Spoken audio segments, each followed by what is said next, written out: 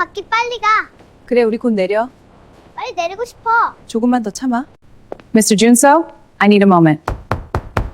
Of course. Please come in.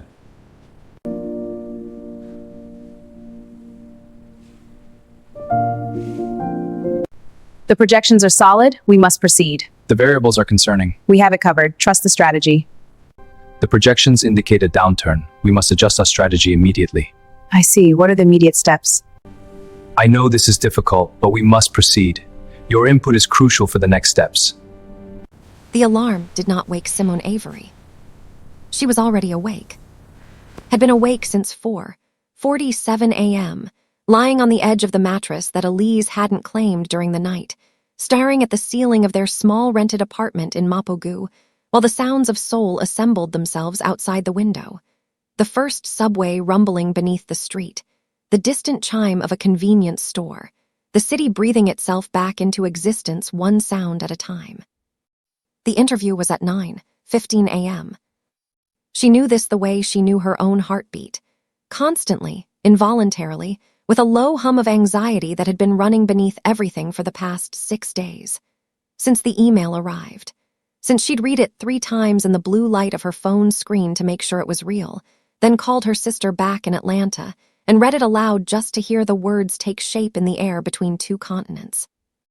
We would like to invite you for a preliminary interview for the position of Operations Coordinator, Meridian Korea Group, Seoul Headquarters, Gangnam. She had printed it, filed it in the manila folder she kept on top of the refrigerator with the other important things: Elise's international vaccination records, the work visa renewal documents, the lease agreement in Korean that her neighbor Mrs. Bay had helped her read line by line 3 months ago. Now it was 5:53 a.m. Simone Avery, the Black American applicant who was also a mother, though no one at Meridian Korea Group knew that yet, was standing in the kitchen of their Mapogu apartment in her good robe, making Elise's lunch before anything else. Before coffee, before checking her phone, before allowing herself to think too hard about the day ahead. Turkey and cheese, the good imported kind from the foreign foods section at Lot Mart, baby carrots in the small compartment, 2 chocolate chip cookies wrapped in a paper towel because it was Thursday and Elise got cookies on Thursdays. That was the rule. Simone didn't have many rules she could keep consistently from one week to the next, but that one she protected with everything she had. She folded the bag closed and wrote Elise on it in her loopy handwriting, adding a small star the way she always did, and for a moment she just stood there holding it. This has to work, not for me, for her. The thought carried the full weight of everything, the 847,000 won left in her Korean bank account. The notice from Elise's international school about the spring activity payment due in 2 weeks. The student loan from UIC, the University of Illinois Chicago, where Simone had earned her business administration degree, that had followed her across the Pacific and was no longer quietly waiting. The fact that her current position at a small Itaewon logistics firm, answering calls in English, filing in Korean she was still learning, refiling, answering more calls, paid her just enough to keep them stable, but nowhere near enough to build anything. Simone was 31 years old. She had 3 years of operations experience, a LinkedIn profile she'd spent an entire Saturday night optimizing after Elise fell asleep, and a work visa that was tied to employment, which meant this job was not just about financial stability. It was about the right to stay, the right to keep the life she and Elise had built in this city, in this apartment, in this country that had become, against all original expectations, home. She was not someone who gave up easily. She had never once allowed herself the luxury of giving up easily. But she was tired. She was so tired in the specific, bone-deep way that single mothers who are also immigrants are tired. The kind that sleep does not fully fix, that coffee only addresses on the surface, that requires something more fundamental. Hope, momentum, the feeling that the effort is moving somewhere. Today, she told herself, was going to be the somewhere. Mommy. The voice came from the hallway, small and still half-wrapped in sleep. Elise Avery, 7 years old, gap-toothed, the most perceptive human being Simone had ever known, appeared in the kitchen doorway in her dinosaur pajamas, her hair a magnificent disaster, clutching Gerald. Gerald was a stuffed elephant she had named after her kindergarten teacher's husband back in Chicago and had carried everywhere with the solemn dedication of someone transporting diplomatic documents. "Baby, it's not time yet," Simone said softly. "Go back to—" "I had a dream about a sandwich." Elise blinked at her with complete seriousness.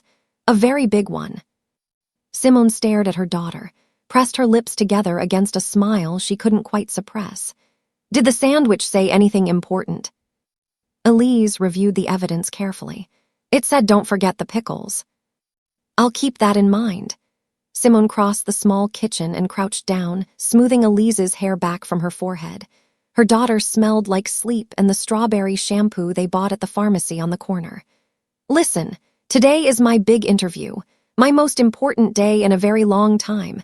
I need you to be my good luck charm. Can you do that?" Elise's eyes, dark, bright, and startlingly perceptive, searched her mother's face the way they always did when she suspected something was being managed rather than shared. "The important job. The important job. Are you scared?" Simone looked at her for a long moment. She thought about lying, the cheerful, protective kind of lying that parents use to spare their children the full weight of adult worry. Then she thought about the kind of woman she wanted Elise to grow up watching. "A little," she said, "but I'm ready." Elise nodded with the solemnity of someone who found this acceptable. She held up Gerald. "He says you're going to be great." "Gerald is a very wise elephant." "He studied abroad," Elise confirmed. Then, after a considered pause, "Can I come?" Simone had not planned for this. Her usual arrangement, Elise to school by 8:30, then the subway from Mapo to Gangnam, had collapsed the previous evening when her neighbor and backup childcare arrangement, Mrs. Bay, had called with a family emergency. Simone had spent 40 minutes rebuilding the plan, called 2 other options. Neither answered. She had finally accepted, in the quiet, practical way that single mothers accept impossible logistics, that Elise would have to come with her to the building and wait in the lobby. She'd packed Gerald, a coloring book, and a juice box. She had told herself it would be fine. She had not told herself it would be easy. "Yes," she said, "you can come, but you have to be very quiet and very good. You don't touch anything. You speak only when someone speaks to you first. And you say "Annyeonghaseyo" if any Korean adults greet you. Understood." Elise placed one hand over her heart like someone taking a formal oath. "I will be so quiet," she whispered. "You won't even know I'm a person." Simone laughed, brief, genuine, the specific laugh that only Elise could produce before 6 a.m., and stood up to finish getting ready. By 8:10 she was dressed. The charcoal blazer she'd steamed the night before, the black slacks, the low heels professional enough without being uncomfortable. Her portfolio was packed. Resume copies in Korean and English in the clear sleeve, a printed list of references, 2 pages of research notes on Meridian Korea Group's operations structure, their Southeast Asian logistics expansion, their recent partnership announcements. She had done her homework. She always did her homework. They left at 8:15 and took the subway line 6 from Mapo to Gangnam via transfer. Elise pressed against her side in the morning crowd, Gerald tucked under one arm and the coloring book under the other, watching the underground stations pass with wide eyes. When they emerged at Gangnam Station, the morning light hit the glass towers of the district, and Elise looked up the way she always did at tall buildings, slowly, mouth slightly open, head tilting back until she could see the top. "This is where you're going to work," she whispered. "I hope so," Simone said. The Meridian Korea Group Tower was 42 floors of steel and glass rising above Tehran Row, Gangnam's main corporate boulevard, catching the morning light off the Han River in the distance and holding it like something that expected to be admired. Simone had passed it before on the subway without fully seeing it. Now it filled her vision, and the nerves sharpened into something more focused. She stood at the base of it for 60 seconds. Not longer, she had promised herself, with one hand in Elise's and her eyes briefly closed. "You belong in rooms like this. You have earned the right to walk into rooms like this." From beside her, very quietly, "Mommy, Gerald says you're taking too long."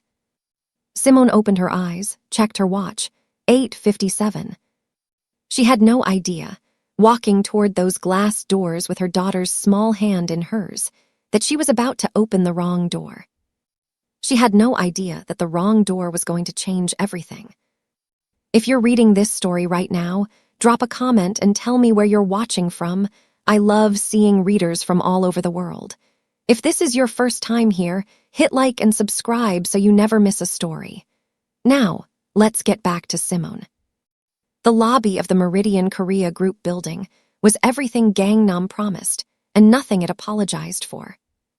Polished dark stone floors, a reception desk staffed by 2 employees in matching charcoal uniforms who moved with the efficient precision that Seoul's corporate culture had perfected over decades. A digital art installation on the far wall, slow-moving abstract shapes in deep blue and gold. The air was cool, controlled, carrying the faint smell of premium diffusers. Everything communicated quietly but firmly that people here did not waste time and did not arrive unprepared. Simone approached the reception desk and bowed. A small, respectful bow, the one she had practiced and made natural over her 1.5 years in Seoul. 안녕하세요, Avery Simone Imnida, HR interview 9:15 appointment, suite 1402. The receptionist checked her screen, confirmed the appointment, issued a visitor badge, and directed her to the 14th floor with a bow of her own. Beside Simone, Elise bowed too, unprompted, deeply, with the exaggerated solemnity of a child who had lived in Korea long enough to absorb the culture, but not quite long enough to calibrate the degree. The receptionist smiled at her. "Gwiopta," she said softly, "cute." "Kamsahamnida," Elise replied, and Gerald bowed too, courtesy of Elise's wrist. Simone kept her expression composed and moved toward the elevators. The 14th floor opened onto a corridor with frosted glass doors on either side. What she had not accounted for was the renovation. Half the corridor sealed behind temporary walls of white plastic sheeting, a crew working on what appeared to be electrical cabling, the overhead signage temporarily removed. A worker in a yellow vest gestured her around a detour, right, then left, then right again through a narrow gap between the plastic sheeting and the wall. By the time she emerged on the other side, turned around by the detour and the absence of the usual directional signage, she saw a door with the number 1401 beside it, and assumed, in the small, confident way that tired people assume things, that 1402 was the very next door. She knocked twice, brief, professional. No answer in 3 seconds. She pressed the door open. The office was large in the understated way of genuine authority. Not ostentatious. Clean architectural lines, a dark executive desk, floor-to-ceiling windows that framed the Gangnam skyline, glass towers, and the distant silver thread of the Han River and the mountains of Bukhansan beyond, half dissolved in morning haze. Bookshelves on one wall with actual books, Korean and English spines mixed together. A single framed piece of calligraphy above a low credenza, the characters bold and precise. A bonsai tree on the windowsill, perfectly maintained. And behind the desk, a man. Cha Jun-seo, the Korean CEO whose name appeared in gold lettering on the door plaque she had passed without reading, was perhaps in his mid-30s, though something in his composure made precise age reading difficult. He was in a perfectly fitted dark suit, white shirt, no tie, which in Gangnam corporate culture signaled a particular kind of authority, the kind that no longer needed to perform. His posture was simply upright, contained. His eyes, when they lifted from the document he was reviewing, were dark and sharp and completely calm. He did not startle. He looked at her, and then, a fraction lower and to the left, at the small girl standing beside her holding a stuffed elephant. Something moved across his face, subtle, a recalibration. "Oh," Simone's voice came out quiet, controlled. "Josung Hamnida, I'm so sorry. I think I have the wrong." She checked the number beside the door from the inside. 1401. "Yes, I do. I'm sorry. I'm here for an interview, HR, suite 1402. The corridor is closed for renovation and I must have." "Guinchaneo." "It's fine." His voice was even, measured, his English precise when he switched to it, accented in the way of someone educated in both languages from an early age. "You're not the first today." He set his document down, with the same unhurried quality that everything about him suggested. His eyes moved again to Elise. Elise, for her part, was looking at him with the frank, completely unguarded curiosity that 7-year-olds apply to everything they find genuinely interesting. "안녕하세요," Elise said, perfectly pronounced, with a bow. Simone pressed her lips together. Cha Jun-seo, the Korean CEO who had, in 4 years of running one of Gangnam's most competitive logistics firms, interviewed hundreds of people across 3 countries and been surprised by very few of them, looked at this child for a moment. "안녕하세요," he said. His voice carried the same measured quality, but something in it had shifted, softened, almost imperceptibly. "I'm Elise, this is Gerald." She held up the elephant. "He studied abroad." A pause.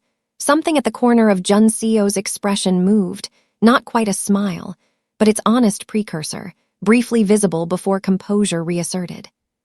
"Impressive credentials," he said. Simone put a gentle hand on Elise's shoulder. "I'm truly sorry for the interruption, Gangnam." She used the formal Korean title for CEO, Seonim, a choice she made deliberately, both because it was correct and because she wanted him to know she understood the protocol of the room she had accidentally entered. "I'll find my way around." Something in his expression shifted again, almost imperceptibly. The word Gangnam from a foreign applicant in that accent, with that precise timing, it registered. She saw it register. "Take the stairwell at the north end of the corridor," he said. "Half a floor down, secondary entrance to the HR suite, less confusion." "Kamsahamnida," she bowed, professional, composed. She turned to leave. "You said you were here for an interview." She stopped. It was not quite a question. He was looking at her with that quality of attention, not cold, not calculating, but genuinely, carefully interested in a way that suggested he did not speak carelessly. "Yes, operations coordinator, 9:15. He nodded once. His eyes moved, not in the way that made her feel catalogued for the wrong reasons, but with the quick, automatic precision of someone who notices things.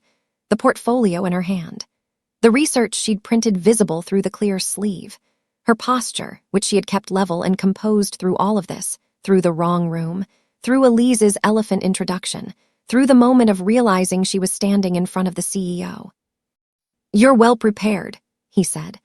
The small pause before it felt almost involuntary, as though the observation had formed before he decided to share it. It was not quite a compliment. It was something more like a precise notation, but it registered in her chest like one.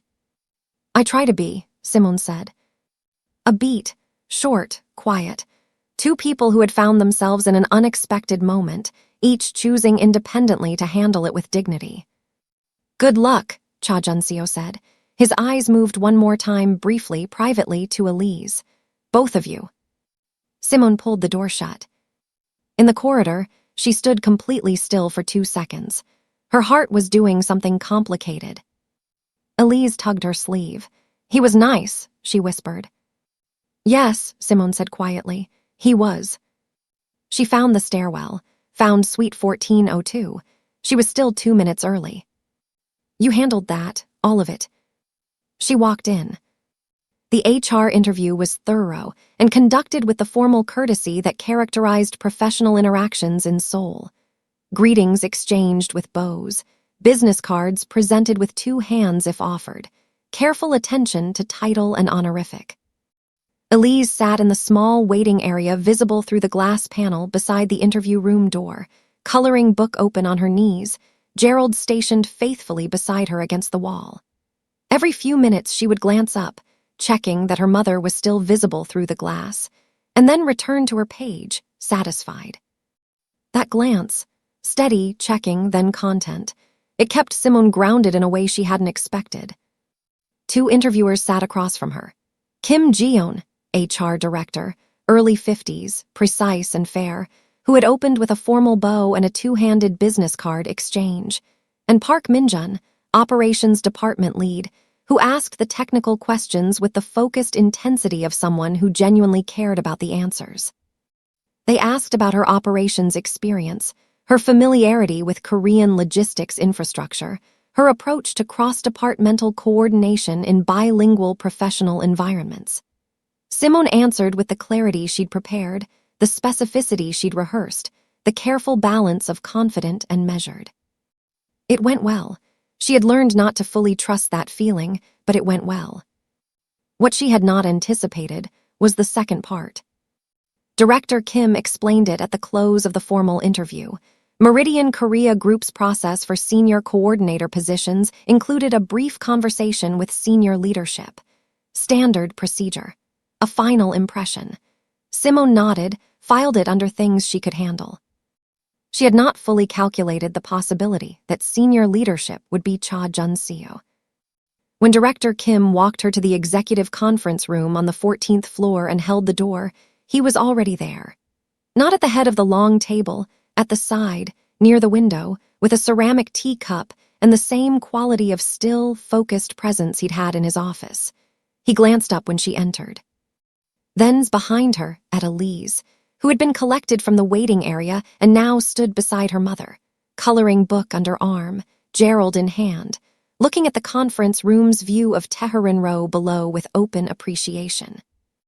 Cha Jun-seo, the Korean CEO who had not expected to see the applicant from the wrong corridor again quite this quickly, and certainly had not expected to see her arrive with a child, did not visibly react, but the quality of his stillness changed. Director Kim made the introductions and excused herself. Jun-seo looked at Elise. "Would you like to sit at the end of the table?" he said, with the same measured tone he used for everything, but quieter. "The view is better from there." Elise considered this seriously. "Can Gerald sit there too?" "Of course." Elise installed herself, and Gerald at the far end of the table with the gravity of someone assuming a bored seat. Gerald faced the window. Simone sat across from Jun-seo, portfolio open, spine straight. He looked at her for a moment. Then he opened the folder, her resume, printed in both English and Korean, and began. His questions were not standard HR questions. Not where do you see yourself in 5 years, but walk me through how you'd identify a critical failure point in a cross-border logistics chain when you don't have full visibility into the Korean partner's internal systems. Not what is your greatest professional strength, but describe a moment when what the organization wanted and what was right were not the same thing, and tell me what you chose. Simone answered. She felt herself settle into it, the way she always settled when a conversation was actually substantive. She told him about a vendor contract at her previous position, a systemic billing error that her supervisors had been quietly ignoring because correcting it meant acknowledging it had been running for 18 months. She had documented it, brought it to the right person, lost some goodwill in the short term. The error was corrected 6 weeks later. Jun-seo listened with complete attention, not passive, not performatively engaged, but genuinely tracking every word. "What made you decide the documentation was worth the internal cost?" "Because the cost of not correcting it was going to be larger," she said. "And when it eventually surfaced, and it would have surfaced, someone with less ability to absorb the consequence than me was going to pay it." He wrote something in the margin of the page. She didn't try to read it. From the end of the table, a very small voice. "Mommy fixes things." Simone did not look at Elise. She kept her eyes on Cha Jun-seo. Jun-seo looked at Elise. Something in his expression, that composed, controlled surface, shifted for a moment. Private, unguarded, the way a room changes when a window opens. Then he looked back at Simone. "Your application raised questions about the gap in your employment history. 2021, 8 months. She had prepared for this. "I took leave for family responsibilities. I stayed current with industry developments and completed 2 certification courses during that period. When I returned, I moved into my subsequent role within 3 months." She did not say, "I had just had a baby. I was 26 years old in a country I barely knew, and the person who was supposed to be beside me had decided he wasn't going to be, and I didn't sleep more than 4 consecutive hours for almost a year." She did not say any of that. She had learned, over years, what certain rooms could hold and what they could not. But something in her face, she knew this, she had known it would happen, said enough. Jun-seo was quiet for a moment. His eyes moved to the end of the table, to Elise, who was now drawing with deep concentration, occasionally murmuring something to Gerald. That appeared to be architectural direction, then back to Simone. "The family responsibility in 2021, he said carefully, with more precision than the question required. It was not general caregiving. "No," she said, clear, direct. "It was not general." He nodded, set his pen down. And the room shifted, quietly, the way seasons change in Korea, gradually and then all at once. If Simone's story is connecting with you, if you've ever walked into a room carrying more than anyone could see, drop a comment. Tell me your moment of courage. Hit like and subscribe so you're here when the story continues. The conversation had run 25 minutes, longer than scheduled, when Simone's portfolio shifted as she reached across the table for a document. The photograph slid from the side pocket and landed face up on the conference room table, directly in the space between them. It was small, 4x6, printed at a photo machine in a Moppo convenience store on a rainy Tuesday because Simone liked having it close. Elise, at 6 years old, gap-toothed from her first lost tooth, holding Gerald up to the camera with an expression of absolute seriousness, as though presenting significant evidence. Hair in 2 puffs, the yellow dress with the giraffe on it. The same yellow dress she was wearing right now, 12 feet away at the end of this table, drawing what appeared to be a purple building. Simone retrieved the photograph immediately, smooth, practiced, the motion of someone accustomed to managing the coexistence of 2 worlds that don't always know how to share a room. She tucked it back into the portfolio, kept her expression even. But Cha Jun-seo, the Korean CEO who noticed things, who had been noticing things about this woman since she appeared in his doorway with a stuffed elephant and said Sajangnim with the correct inflection, had seen it. She knew he had, not because he reacted, he didn't, not visibly, but because she had become fluent over years in the particular stillness that crosses a person's face when something registers and they choose not to immediately show it. He was quiet for 3 seconds. Then he continued with the question he had been asking about her experience with Korean language operations documentation, and she answered it fully and precisely. But the air in the room had changed. It was not hostile. It was not cold. It was something she could not immediately name, contemplative, perhaps. The quality of a room that is holding something it is still deciding what to do with. After her answer, Jun-seo paused. He set his pen down, the first time he had set it down since the conversation began. "The photograph," he said carefully, "that is not a younger sibling or a niece." Not a question, offered in the same measured, direct way he offered everything, as a statement he was prepared to be corrected on. Simone looked at him. She made a decision in the fraction of a second that mothers learn to make decisions, quickly, with all available information, without the luxury of agonizing. "That is my daughter," she said. "Elise, she is 7. Another quiet second. Jun-seo's expression did not shift exactly, but something behind it did. Something settled, or recognized, or simply landed where it was always going to land. "I wasn't prepared for that," he said quietly, and then appeared faintly surprised that he had said it aloud. Simone held very still. 7 years of navigating professional spaces that had not been designed with her in mind had given her the ability to sit in silences without filling them, to let other people find their own way to whatever they were going to say next.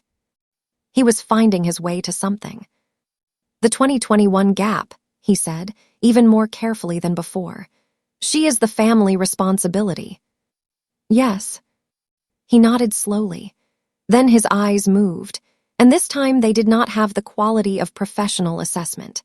They moved to the end of the table where Elise was looking up from her coloring book directly at him, having apparently sensed that something significant was happening in the adult portion of the room. She smiled at him, full, open, without any of the wariness that adults develop over time and cannot entirely unlearn. Cha Jun-seo, the Korean CEO who had, in 4 years of leading this company, kept his professional and personal selves in careful separate compartments, looked at this child for a long moment. Then he looked back at Simone. "You came here this morning," he said. "With all of this, with the childcare that apparently did not work out with her, with a fully prepared portfolio and 2 pages of research on our operations structure, and you sat in that interview and answered every question correctly." A pause. "I was not prepared for any of that, any of it." Simone felt something she had not been expecting. Not relief, and not gratitude exactly. She had not asked for understanding and was not certain she wanted to need it from a man she had known for an hour. But something close to being seen. Fully. The complete picture, not just the professional surface. Someone looking at everything and finding it not a liability, not a complication, but something that made the achievement more significant, not less. She straightened, held her portfolio with both hands. "The work I do is not in competition with who I am outside of work," she said, without defensiveness, because defensiveness cost energy she did not have. "I am applying for this position because I am qualified for it and because I would do it well. Nothing you have observed today changes that." Cha Jun-seo looked at her and bowed his head very slightly, very deliberately. In Korean professional culture, the gesture carried weight. It was not a social bow. It was an acknowledgement. She received it the same way. What happened next was not on anyone's schedule. Jun-seo had moved to close the meeting. Standard wrap. HR would be in contact within the week. When his assistant Kim Soo-jin appeared at the conference room door with the expression that, in 3 years of working for the same person, she had learned to use only when something needed immediate attention. Harwell kopakasip nida enus Sajangnam, the Harwell report. That was enough. Something in Jun-seo's posture tightened, almost invisible, but Simone caught it. Ko anu enus, ko ichim enus, ko sudungban enus, the revised version from this morning. Ko adyuha enus, ko itsipnida enus. There is an error. Southeast Asia corridor projections last quarter's capacity data used throughout the Q4 calculations. Board presentation in 51 minutes. Soo-jin withdrew. Jun-seo was already reaching for his laptop. Simone should have stood, should have thanked him, bowed, collected Elise and her portfolio, and left, because this was no longer her situation, and she had nothing to do with Harwell reports or board presentations or Southeast Asian corridor projections. She had a subway to catch. She had a child who had been patient for 90 minutes. She had every reasonable reason to be anywhere else. Instead, she said, "What is the structure of the error?" Jun-seo looked up. Simone met his eyes steadily. "Before my current position, I spent 8 months at a firm running Southeast Asian distribution networks. Korean operations partnered with Vietnamese and Thai logistics infrastructure. If the error is in the capacity calculation with out-of-cycle quarterly data, there is a standard cross-border adjustment formula that operations coordinators use. I can find it faster than starting from scratch. A beat, the same stillness, but with something new in it. Not quite surprise. The quality of someone who has been paying close attention and has just received information that confirms a hypothesis they had not yet fully formed. "You are a candidate," he said. "I am in the room," she said. From the end of the table, very quietly, "Is mommy helping?" "Nee," Jun-seo said without taking his eyes off Simone. "Yes, she is." He turned the laptop toward her. She found the error in 4 minutes.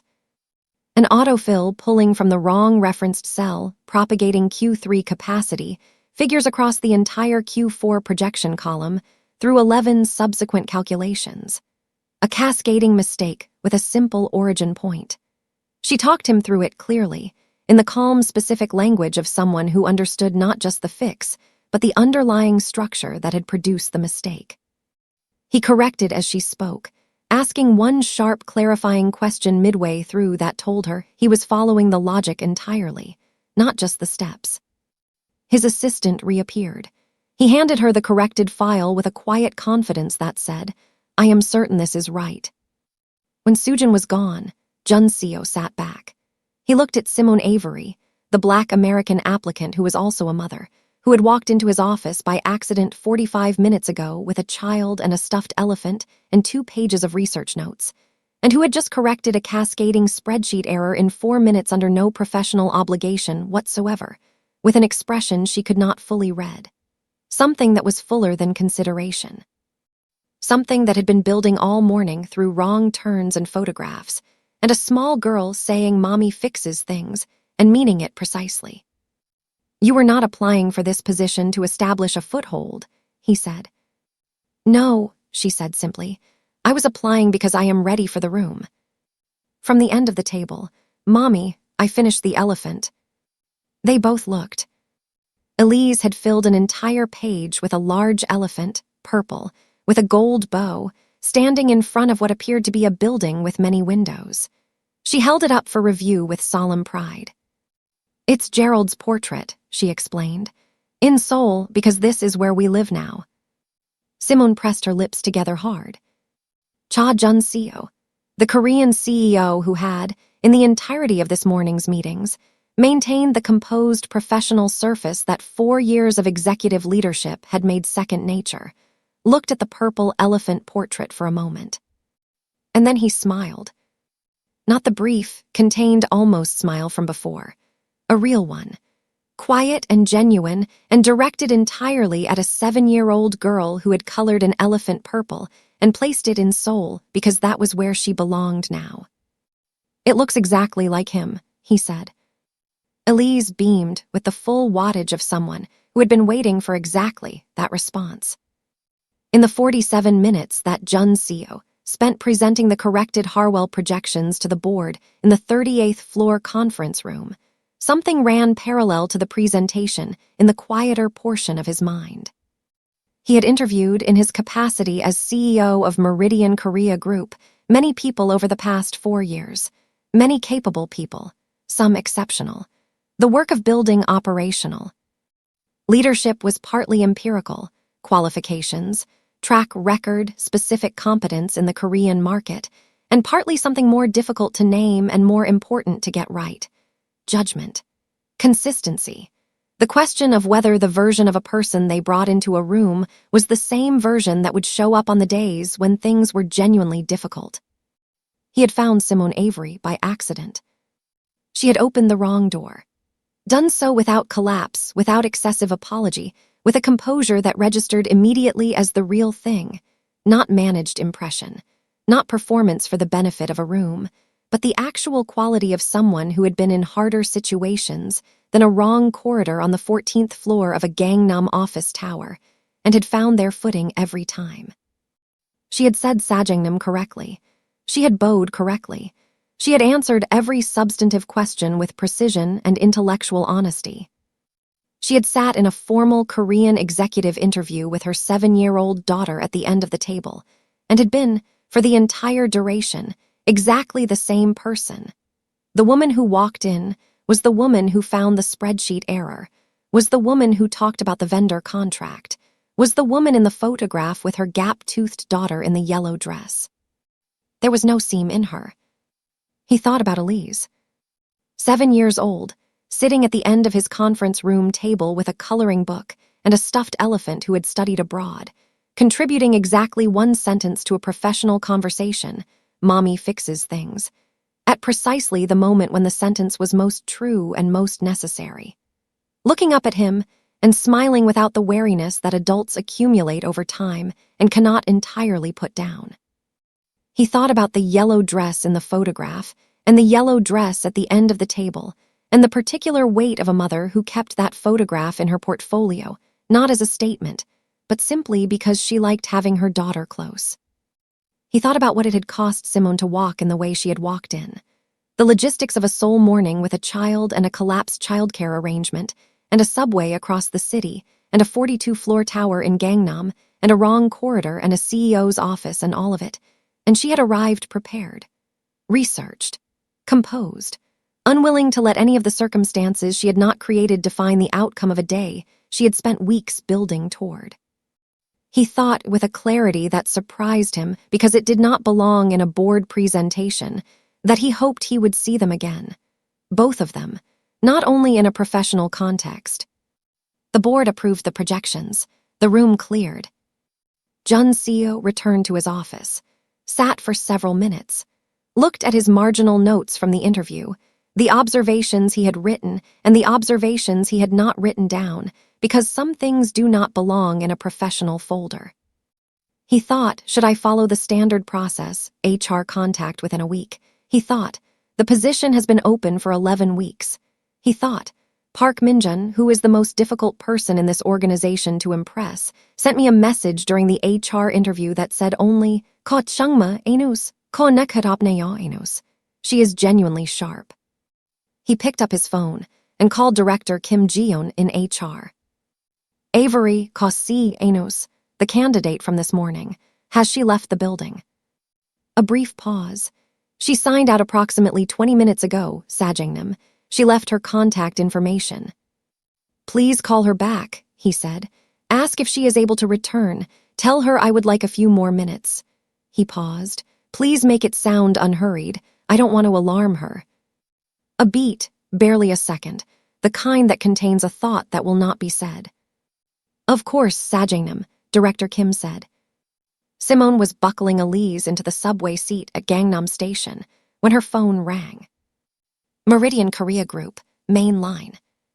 She stood, one hand still on Elise's shoulder, the evening commute beginning to fill the platform around them, and answered. Director Kim Ji-yeon's voice, professional and warm. Avery SSI. Gangnam, Mr. Cha would like a few more minutes with you if you are able to return. There is no urgency. Whenever is convenient in the next hour. Simone stood very still in the noise and movement of Gangnam Station. She thought about the last subway back to Mapo. She thought about dinner, which she had not yet started. She thought about Elise, who had been patient and remarkable for 3 hours and deserved a hot meal and her own bed. Then she thought about the way he had looked at the purple elephant drawing. We can come back, she said. A small pause. We. My daughter is with me. She has been with me all morning. Of course, Avery SSI. Please come up whenever you are ready. Elise looked up at her as she ended the call. Are we going back? Yes. Is it the man with the honey hair? Simone looked at her daughter. Yes, how did you know that? Elise considered this with great seriousness. Gerald told me he was going to want to talk to you again. Simone looked at the stuffed elephant. The stuffed elephant looked back at her with button eyes that gave nothing away. Gerald is getting very specific with his predictions, she said. He's been right so far, Elise said reasonably, and picked up her coloring book. They were shown into his office, the real one, Suite 1401, the one she had entered by accident 8 hours ago, 15 minutes later. Evening had arrived while she was on the subway, and the Gangnam skyline through the floor-to-ceiling windows had become something entirely different from the morning version. The lights of Tehran Row glittered below. The Han River was a dark ribbon threaded with the reflections of the bridges. The mountains beyond the city were a dark silhouette against a sky still faintly violet at the edges. Cha Jun-seo was standing near the window, looking at the city, and turned when she entered. His eyes went to Elise first, then to Simone. And in the transition between those two looks, there was something she filed carefully away, something that was not professional, that did not belong in a folder, that she would take out later in a quieter moment and look at properly. Kamsahamnida for returning, he said. Please sit. Elise went directly to the bonsai tree on the windowsill and examined it with quiet reverence. Is this tree very old? 15 years, Jun-seo said. Wow, Elise said softly to the tree, then to Gerald. That's very old. Jun-seo sat across from Simone at the small meeting table, not behind the desk, a less formal geometry, the distance between them smaller than it had been in the conference room. I want to speak directly, he said, because I believe you prefer that. She waited. The operations coordinator position has been open for 11 weeks. The role requires analytical capability, situational judgment, and the ability to manage complexity under pressure in a bilingual professional environment. These are qualities that are straightforward to describe and genuinely difficult to assess. He looked at her steadily. You demonstrated all 3 today, under conditions that were not designed as an assessment, which makes the demonstration considerably more meaningful. Simone held very still. I would like to offer you the position. Formal offer letter through HR by end of week. Terms consistent with the listing, 90-day performance review, standard work visa amendment processed through our legal team. He paused. I want you to know that the offer is based entirely on your qualifications and your conduct today, nothing else. Simone looked at him for a long, quiet moment. She understood why he had said the last part. She understood the care in it, the deliberateness of it, and she received it without ceremony, because the offer itself was what mattered, made cleanly, without apology weighing on either side of it. Kamsahamnida, she said. I'd like to review the formal offer letter before I confirm. That is standard. Of course. But I want you to know, she paused, and allowed the full weight of this moment to exist in the room alongside her composure. The 847,001, the visa, the field trip payment, Elise's school, everything she had carried into this building this morning in a charcoal blazer with a portfolio and a 7-year-old.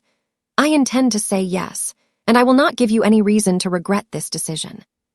Cha Jun-seo, the Korean CEO who had been watching this woman be exactly who she was, consistently, across an entire morning that had tried in multiple ways to make that difficult, looked at her with something clean and unhurried.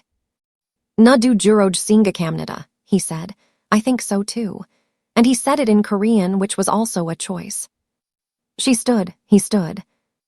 They shook hands across the small table. His hand was warm. The handshake lasted 1 second longer than professional protocol required. Neither of them moved immediately to end it. She was certain he noticed. She was certain he noticed her noticing. Thank you, she said quietly, for not making any of this strange. A pause, and this time what happened to his expression was not contained. It was a real smile, genuine and unhurried, the kind that reaches a person's eyes and stays there a moment after the rest of the face has moved on. You made it easy, he said. She turned toward the door. Elise slid off the windowsill chair, tucked Gerald under her arm, and came to take her mother's hand. At the door she stopped, turned back, looked directly at Cha Jun-seo with her mother's eyes and none of her mother's professional restraint. Will we see you again? She asked. The room was very quiet. Simone did not breathe. Jun-seo looked at the child, then, slowly, at the woman beside her. Something in his expression that was honest and unguarded and entirely his own. Not the CEO, not the measured executive, just the man standing in his office at the end of a day that had not gone the way he planned, and had been, because of that, far more significant than any day that had. Juril Jiok Gatsumnida, he said softly. I believe so. He paused, then in English so Elise would understand it fully. Yes. Elise nodded, satisfied, as though a calculation had been confirmed. Good, Gerald likes you. She pulled her mother through the door. In the elevator, descending 42 floors through the heart of a Gangnam tower at the end of a day that had changed everything, Simone looked down at her daughter. You said Gerald told you he would want to talk to me again. He did. When did Gerald tell you that? On the subway coming here, this morning. Elise looked up at her with total certainty. He said the man with the honey hair in the building was going to be important. Simone stood in the elevator with the Gangnam skyline briefly visible through the glass wall as they descended.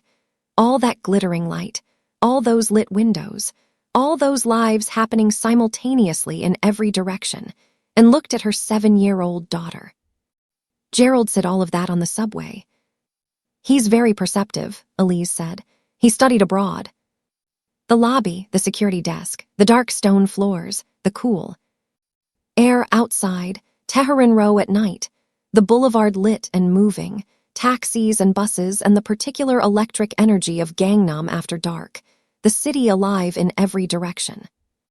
Simone stood on the pavement with Elise's hand in hers, and the Han River somewhere behind the towers, and the mountains somewhere behind the river, and she let herself feel it. All of it, the relief, the disbelief, the bone-deep satisfaction of having walked into a room and been exactly who she was and having it, finally, after all of it, be enough. More than enough. The thing itself that changed the terms. She let the fear that had woken her at 4:47 a.m. release its grip, slowly, the way things release when they no longer have to be held. "Where are we going now?" Elise asked. "Home," Simone said, "and then I'm going to make you the best dinner I have ever made." "Can it have pickles?" "It can have whatever you want."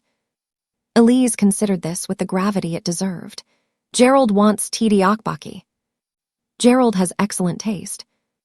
He studied abroad, I know." Simone laughed, the full, unburdened kind she hadn't managed in weeks, and took her daughter's hand and walked into the Seoul night. If you felt Simone's journey, if any part of it reflected something you've carried, something you've worked toward, something you've been afraid to hope for, I want to hear from you. Comment where you're watching from. Share this with someone who needs it. Hit like, hit subscribe. Every story connects us a little more. This one was for you. Simone Avery's day in Seoul was, in the most practical sense, a series of things going wrong. The childcare that collapsed the night before, the wrong corridor on the 14th floor, the wrong door, the photograph that slid from the portfolio, the spreadsheet error that was not hers to solve. And yet, what her story reveals is that the things going wrong are often exactly where the real things become visible. When the plan breaks down, what remains is character. And character, the actual quality of a person under pressure, without the script, without the performance, in a foreign country in a corporate tower in Gangnam with a 7-year-old at the end of the conference table, is what Cha Jun-seo was looking for and what Simone, without fully realizing it, was demonstrating at every turn. The first lesson is about preparation. Simone had done the research most candidates skip. She had learned the honorifics. She had learned the bow. She had 2 pages of notes on Meridian Korea Group's operational structure. That preparation did not announce itself. It simply made her capable in every moment the morning threw at her. Preparation is what allows confidence to be genuine rather than performed. The second lesson is about wholeness. Simone never tried to be a different person than the one who had packed Elise's lunch at 5:53 a.m. She was selective about what she shared and strategic about how she shared it. But the version of herself she brought into that Gangnam tower was the real one. That consistency, that absence of seam between the professional and the personal, is what trust is built on. The third lesson is the quietest. Simone fixed the spreadsheet error when she had every reason to leave. She contributed something that was not asked of her, not strategically, not to impress, simply because she was in the room and she could. That instinct is what moves organizations forward and makes people impossible to forget. And Elise's lesson, offered on a Seoul subway at 8:20 in the morning through the mouth of a stuffed elephant named Gerald. Sometimes the people who see most clearly are the ones who have not yet learned to look away. She was right about the man with the honey hair. She usually is.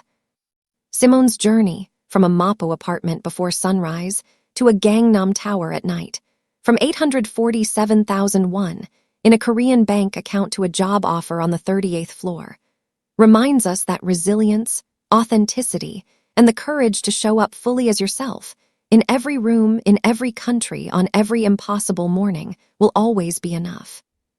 More than enough. The thing that changes everything. Sometimes the wrong door is exactly the right door.